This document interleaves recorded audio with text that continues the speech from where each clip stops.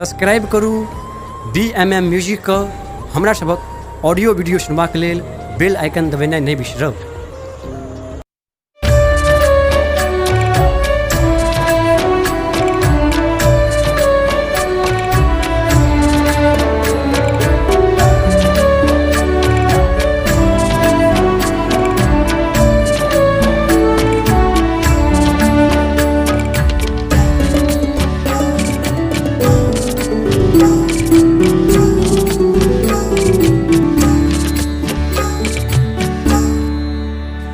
दर्शन दिया भोला दर्शन ल आयल छी, दर्शन दिया बाबा दर्शन ल आयल छी।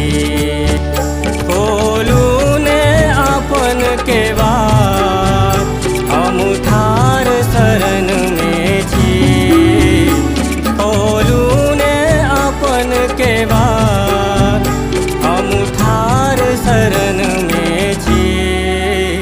दर्शन दिया बाबा दर्शन ल आयल छी, दर्शन दिया भोला दर्शन ल आयल छी।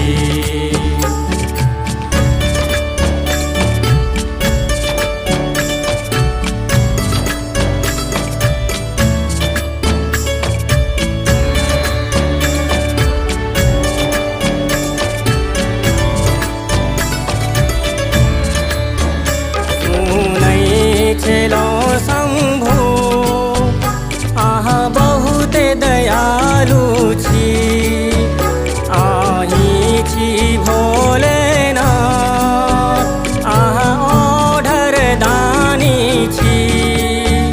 सुनै छलो शंभो अहाँ बहुत दयालु छी, आही छी भोलेनाथ छी।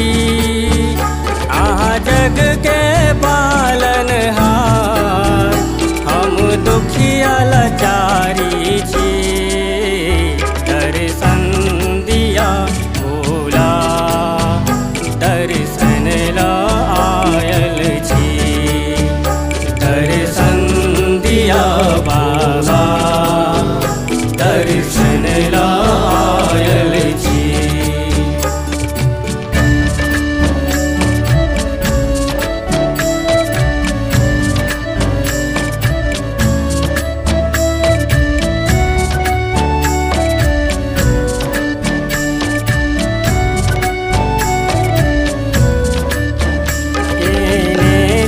कौन अपराध किया हमरा कनाबै छी, बेटा हम आहिक छी किया भटकाबै छी। केने छी कौन अपराध किया हमरा कनाबै छी, बेटा हम आहिक छी भटकाबै छी।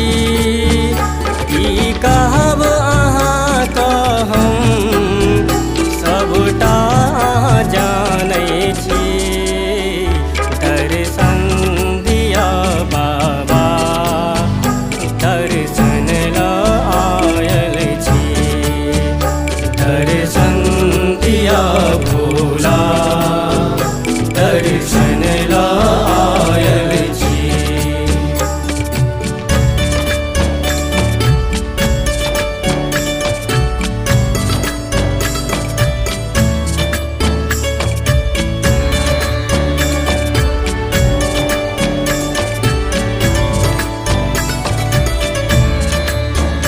रचना लिखैया राम नित जापी ओही के नाम, गावैया सुरेंद्र गीत हरु संकट भोलेनाथ। रचना लिखैया राम नित जापी